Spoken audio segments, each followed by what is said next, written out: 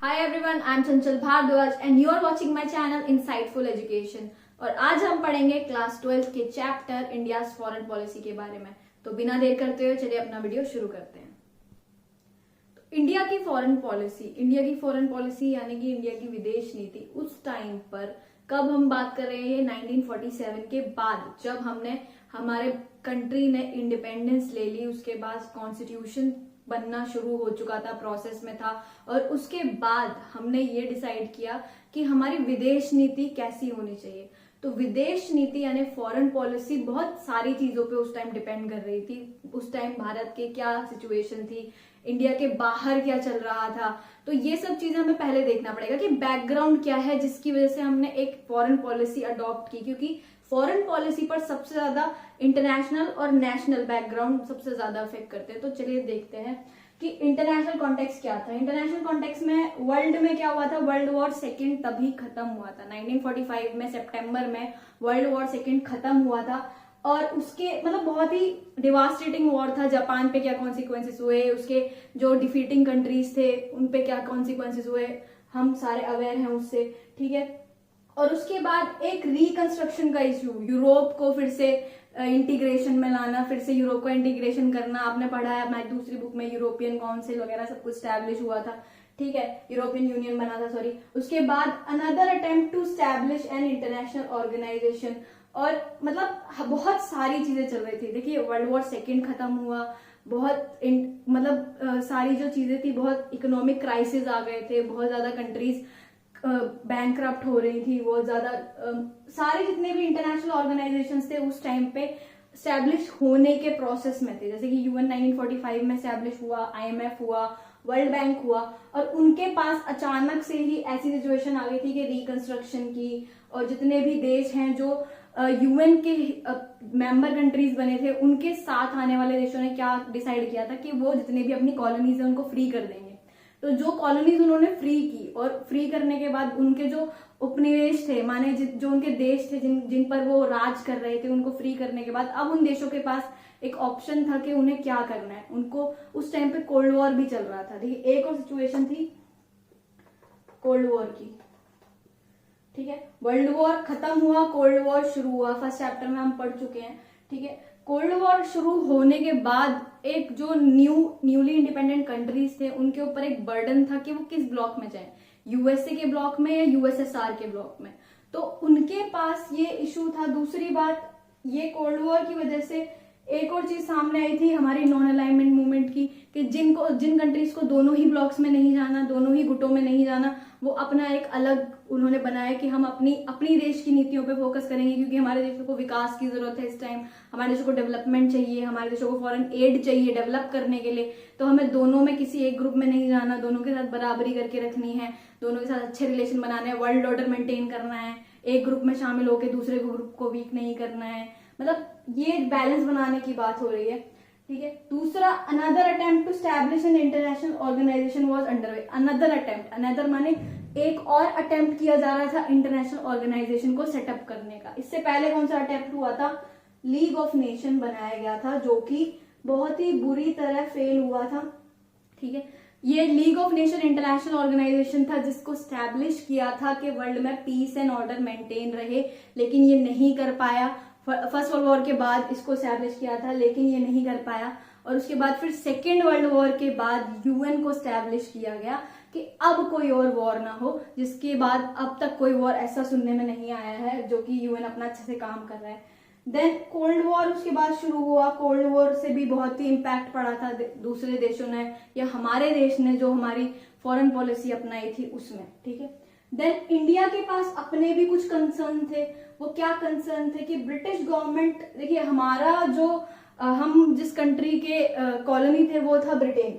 तो ब्रिटेन का जो अपनी लेगेसी वो पीछे छोड़ गया था। क्या छोड़ गया था, जितने भी उसके इंटरनेशनल डिस्प्यूट्स थे अब भारत को हैंडल करने हैं, ठीक है। भारत के दूसरे देशों के साथ जो डिस्प्यूट थे वो भारत के ऊपर ही छोड़ गया, कुछ सॉल्व नहीं करके गया, और पार्टीशन भी करके गया, जिसकी वजह से इंडिया और पाकिस्तान का पार्टीशन बहुत ही बड़ा एक जिसका हमने पढ़ा है, उसके बहुत ही डिवास्टेटिंग इफेक्ट्स थे, बहुत ही ब्लडशेड हुआ था, ठीक है। और उसके बाद पॉवर्टी एलिवेशन का टास्क, जो कि बहुत ही भारी टास्क था, वो वेट कर रहा था इंडिया के आगे कि अब क्या कैसे होगा। अब भारत को इतने सारे कॉन्टेक्स्ट से बाहर निकलकर अपने डेवलपमेंट पे फोकस करना होगा, और वो कैसे होगा। तो वो चीजें अब हम पढ़ेंगे कि कैसे कैसे किस किस फैक्टर ने हेल्प की इंडिया के फॉरेन पॉलिसी फॉर्मुलेशन में। चलिए देखते हैं। इंडिया ने अपनी फॉरेन पॉलिसी को फॉर्मुलेट करने के लिए एक तरीका अपनाया। वो क्या था? वो था कि India decided to conduct its foreign relation with an aim to respect the sovereignty of all other nations. माने दूसरे देशों की फ्रीडम को, सोवरेनिटी को, सार्वभौमिकता को, उनके जो संप्रभुता को बचाए रखना है। अपने देश की भी संप्रभुता को बचाना है, दूसरे देश की भी संप्रभुता को बचाना है। उनको फिर से कॉलोनीज नहीं बनने देना है, ना ही खुद को बनने देना है। और क्या करना है? अपनी भी अचीव करनी है सोवरेनिटी, सिक्योरिटी, ठीक है। और मेंटेनेंस ऑफ पीस, पीस और सिक्योरिटी भी रहे, हमारे विश्व में शांति और व्यवस्था भी रहे, हमारी संप्रभुता माने हमारी सोवरेनिटी, हमारी फ्रीडम भी ना छिन जाए, राइट टू डिसीजन मेकिंग ना चला जाए, पावर टू डिसीजन मेकिंग ना चला जाए। और इस एम के साथ इंडिया ने अपने directive principles of state policy माने राज्य के नीति निर्देशक सिद्धांत के अंदर कुछ ऐसी चीजें रखी जिससे कि हमारी फॉरेन पॉलिसी पर भी इम्पैक्ट पड़ता है। जैसे कि the state shall endeavour to, अब स्टेट मैंने आपको पहले भी बताया था वीडियोस में, स्टेट जब हम कॉन्स्टिट्यूशन के रेफरेंस में देखते हैं तो एक नेशन को देखते हैं, एक नेशन को स्टेट कहा जाता है, ठीक है। The state shall endeavour to मतलब स्टेट को बहुत हार्ड ट्राई हार्ड करना है कि promote international peace and security. वो इंटरनेशनल माने हमारी जो नेशनल पीस और सिक्योरिटी तो बची ही रहे, हमारे विदेश में, हमारे जो बाकी विश्व में भी सिक्योरिटी और पीस बनी रहे, ऐसी हमें पॉलिसी अपनानी है, ठीक है।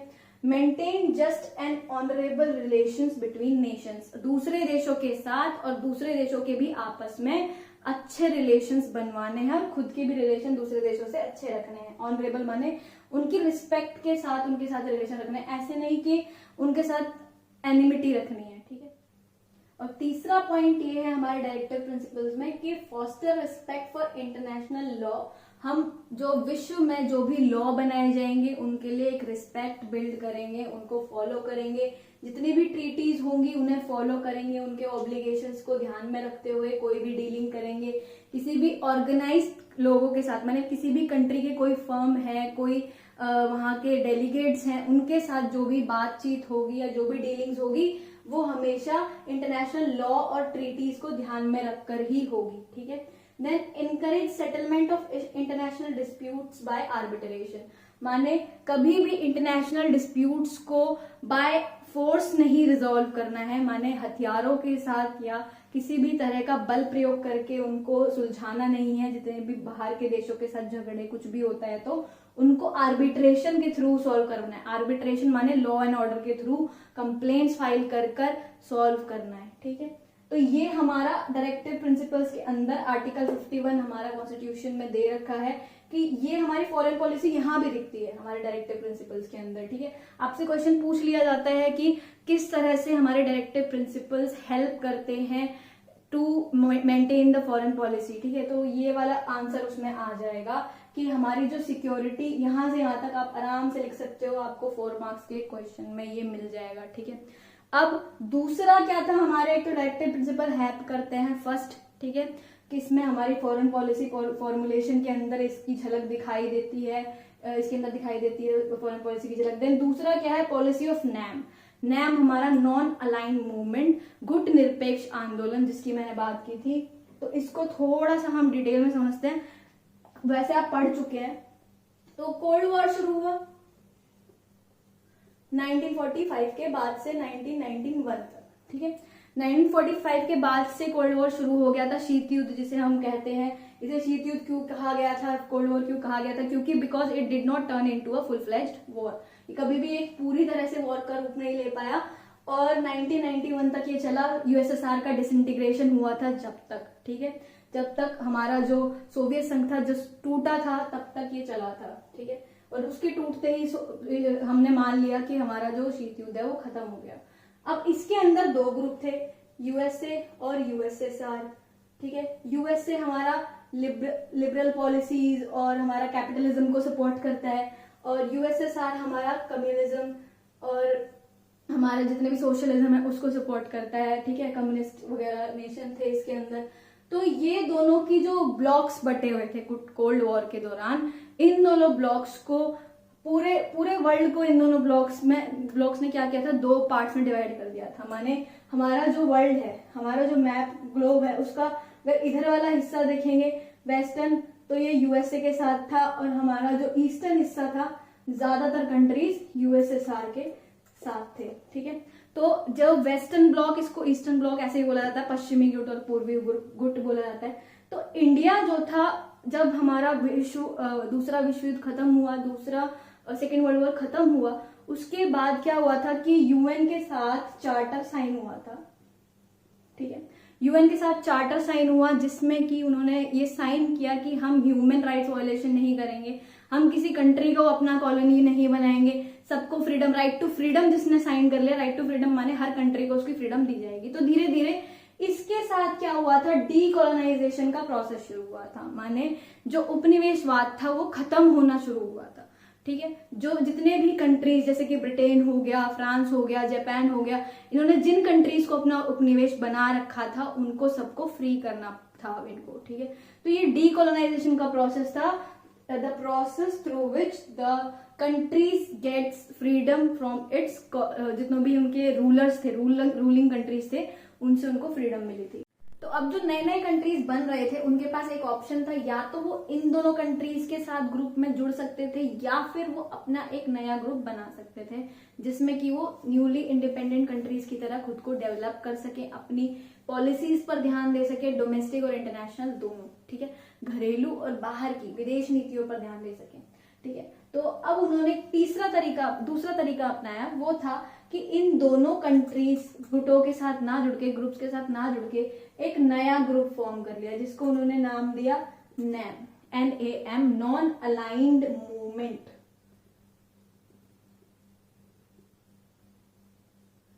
ठीक है, इसमें जितने भी न्यू कंट्रीज थे वो आ रहे थे, और इनके जो फाउंडिंग कंट्रीज थे वो 5 कंट्रीज थे, जिसमें कि नेहरू, इंडिया के जो जवाहरलाल नेहरू थे वो इसमें बहुत फाउंडिंग मेंबर्स थे। ठीक है, और cold war, establishment of UN, cold war मैंने आपको समझाई दिया, स्टैब्लिशमेंट ऑफ यूएन भी उस टाइम पे चल रहा था। ठीक है, यूएन का स्टैब्लिशमेंट प्रोसेस में चल रहा था, माने ऑलमोस्ट हो चुका था, यूएन स्टैब्लिश हो चुका था 24 अक्टूबर 1945 को, लेकिन उसके जो बाकी ऑर्गेनाइजेशंस थे वो सेटअप के प्रोसेस में थे। अब 2 ब्लॉक्स थे, यूएसए एंड यूएसएसआर, वो भी मैंने आपको बता दिया।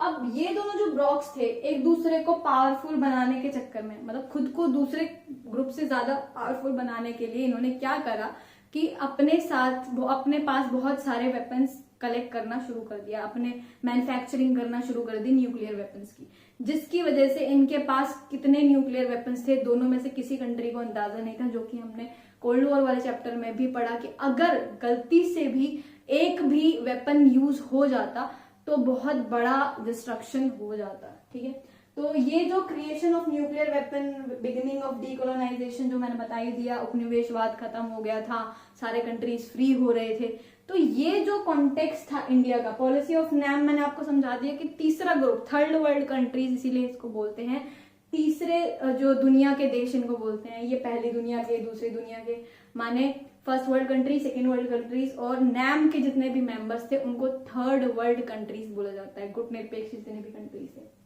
तो उन्होंने अपना एक तीसरा ग्रुप बनाया ताकि मतलब जो वर्ल्ड है वो बाइपोलर ना रहकर एक अलग तरह से बैलेंस करे, क्योंकि अगर वो किसी एक ग्रुप में जाकर जुड़ते तो दूसरा ग्रुप ऑटोमेटिकली वीक हो जाता और वो कोल्ड वॉर बहुत ज्यादा आगे जाने की उसमें रहता, लेकिन उसकी संभावना रहती। लेकिन फिर भी उन्होंने ये डिसाइड किया कि वो अलग तरीके से अपनी फॉरेन पॉलिसी और अपनी डोमेस्टिक पॉलिसी पे फोकस करना चाहते हैं, अपने डिसीजन खुद लेना चाहते हैं। अगर वो इन दोनों ग्रुप में जाते तो इनके जो फाउंडिंग जितने भी ये यूएस और यूएसएसआर जो थे, रशिया एंड अमेरिका, वो बाकी मेंबर कंट्रीज पे अपने डिसीजंस को इम्पोज करते, जो कि न्यूली इंडिपेंडेंट कंट्रीज नहीं चाहते थे। उन्हें अभी अभी अपनी फ्रीडम मिली थी और अपनी फ्रीडम को मेंटेन रखना चाहते थे।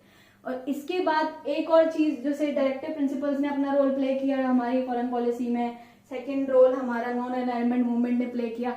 अब थर्ड रोल हमारा जवाहरलाल नेहरू का है, क्योंकि वो उस टाइम मिनिस्टर थे। तो चलिए उनके रोल के बारे में पढ़ लेते हैं।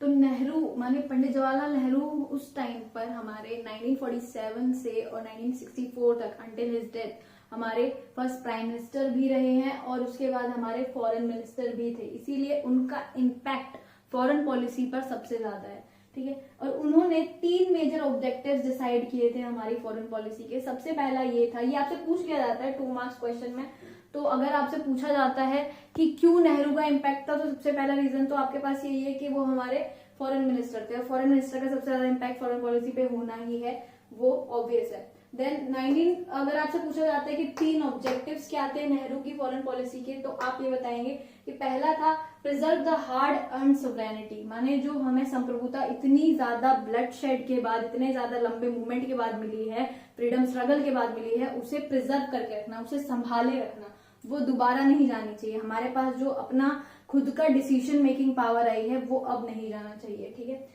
देन प्रोटेक्ट टेरिटोरियल इंटीग्रिटी, हमारी जो क्षेत्रीय अखंडता को बनाए रखना है, माने जैसे कि हमारे पाकिस्तान का बंटवारा हो गया, नया कंट्री बांग्लादेश बन गया, वैसा और नहीं होना चाहिए, ठीक है। और कोई कंट्री ना बन जाए भारत के अंदर से, तो क्षेत्रीय अखंडता को बनाए रखना है और किसी स्टेट को टूटने नहीं देना है। देन प्रमोट रैपिड डेवलपमेंट, और सबसे इंपॉर्टेंट, सबसे ज्यादा जरूरी यही था उस टाइम पे कि हमारे देश के विकास को ज्यादा वेस्टर्न कंट्रीज की तरह और ज्यादा आगे ले जाना है, क्योंकि वहां पर इंडस्ट्रियलाइजेशन बहुत पहले आ चुका था, उसके इम्पैक्ट भारत में अभी हमें लाने थे। देन डिस्टेंस फ्रॉम 2 कैंप्स, अब दूसरा क्या था फैक्टर जिससे कि हमने हमारी फॉरेन पॉलिसी पर असर किया, वो था हमारा डिस्टेंस फ्रॉम 2 कैंप्स। 2 कैंप्स कौन से? यूएसएसआर लेड ब्लॉक और यूएसए जो अपना ब्लॉक बना रखा था, ठीक है। तो सबसे पहले हमने नॉन अलाइनमेंट अडॉप्ट किया उसके लिए। देन यूएस ने एक नाटो, उसके अंदर मिलिट्री अलायंस, मतलब इन दोनों गुटों ने अपने अपने मिलिट्री अलायंसेस भी बनाए थे, ठीक है। यूएस का नाटो और यूएसएसआर का वार्सा पैक्ट, ठीक है। तो वार्सा पैक्ट जो था, इंडिया ने अपने आप को इन दोनों से दूर रखा, दोनों में से किसी को ज्वाइन नहीं किया। देन इंडिया की पॉलिसी जो रही है वो अब तक प्रो सोवियत रही है, ऐसा माना जाता है। उसकी नॉन अलाइंड पॉलिसी को टिल्टेड माना जाता है, मतलब झुकी हुई माना जाता है टुवर्ड्स सोवियत यूनियन, ठीक है। ऐसा क्यों? लेकिन हमारा जो शुरू में ऐसा नहीं था। शुरू में ऐसा क्यों नहीं था? क्योंकि जो जवाहरलाल नेहरू थे वो चाहते थे कि इंडिया जो है वो वेस्टर्न ब्लॉक से ज़्यादा इन्फ्लुएंस्ड रहे, ठीक है। और उसके साथ कुछ डॉक्टर भीमराव अंबेडकर, ऐसे भी कुछ लीडर्स थे जो ये चाहते थे कि हम जो वैल्यूज़ अडॉप्ट करें वो वेस्टर्नाइज वैल्यूज़ ज़्यादा अडॉप्ट करें अपने देश के जो भी पॉलिसी मेकिंग में, ठीक है। लेकिन इसके अगेंस्ट बहुत सारी पार्टीज थी, जैसे कि स्वतंत्र पार्टी एट्सेट्रा। लेकिन थोड़े टाइम माने ड्यूरिंग 1950s, जितने भी हमारा टाइम था उस दौरान क्या हुआ कि धीरे धीरे हमारा जो टिल्ट था वो यूएस सोवियत का, इंडिया का सोवियत के साथ रिलेशन बहुत अच्छे होने लगे। जैसे कि इंडिया ने 1956 में जो ब्रिटेन ने इजिप्ट पर अटैक किया था सुएज कैनाल पे के मुद्दे को लेकर, उसमें इंडिया ने बहुत ज़्यादा यूएस को क्रिटिसाइज़ किया था, ब्रिटेन को क्रिटिसाइज़ किया था। क्यों किया था? कि उन्होंने कहा था कि ये नियो कॉलोनिस्ट नेशंस हैं, ये हमारे जो अलग तरीके से दूसरे कंट्रीज़ को अपना गुलाम बनाना चाहते हैं, अब ये दूसरी पॉलिसीज़ अपना रहे हैं, अटैक की पॉलिसीज़ अपना रहे हैं। तो इस चीज़ को लेकर इंडिया ने बहुत ज़्यादा इसको क्रिटिसाइज़ किया था। लेकिन वहीं जब यूएसएसआर ने हंगरी पे अटैक किया, तो इन्वेड किया हंगरी को, इंडिया ने उसके कंडेमनेशन को ज्वाइन ही नहीं किया। तो ऐसा माना गया कि यूएस ने ऐसा समझा कि इंडिया जो है वो यूएसएसआर के फेवर में है, और उसी दौरान पाकिस्तान ने US led military alliance join कर लिया, जिसकी वजह से यूएस और इंडिया के जो रिलेशंस थे कुछ ट्रिगर हो गए थे। देन उसके बाद अगला फैक्टर जो था Afro Asian unity. Afro Asian unity माने नेहरू जी ने अपने टेन्योर के दौरान जितने भी डिसीजन लिए वो हमेशा एशियन यूनिटी को प्रोटेक्ट करने के लिए लिए। जैसे कि उन्होंने हमेशा एशियन यूनिटी को एडवोकेट किया, उसके फेवर में बात की, हमेशा एशिया की कंट्रीज़ को साथ में लेकर चलने की बात की, और उन्होंने इसके लिए स्टेप्स भी उठाए। जैसे कि Afro Asian relation conference organise की थी हमने मार्च 1947 में। हमारी इंडिपेंडेंस हमें मिली उससे 5 महीने पहले ही हमने मार्च 1947 में अपनी Afro Asian relation conference organise कर दी थी। देन इंडिया ने बहुत ही एफर्ट्स डाले थे इंडोनेशिया को डच रिजीम से फ्री करवाने के लिए, डीकोलोनाइज कराने के लिए, किसके through? By convening international conference in 1949, ठीक है। और इंडिया ने रेसिज्म, अपार्थेड, इन सब को लेकर बहुत ही ज़्यादा इन्वेस्ट किया है, बहुत ही ज़्यादा एफर्ट्स डाले हैं ड्यूरिंग नेहरू जी के जितने भी टाइम पीरियड था उनके टेन्योर के दौरान। उन्होंने बहुत ही अर्नेस्ट एफर्ट्स डाले थे कि जितनी भी एशियन यूनिटी को वो प्रोटेक्ट कर सकें। इसके 2-3 पॉइंट्स और है, बहुत ही क्विकली देख लेते हैं।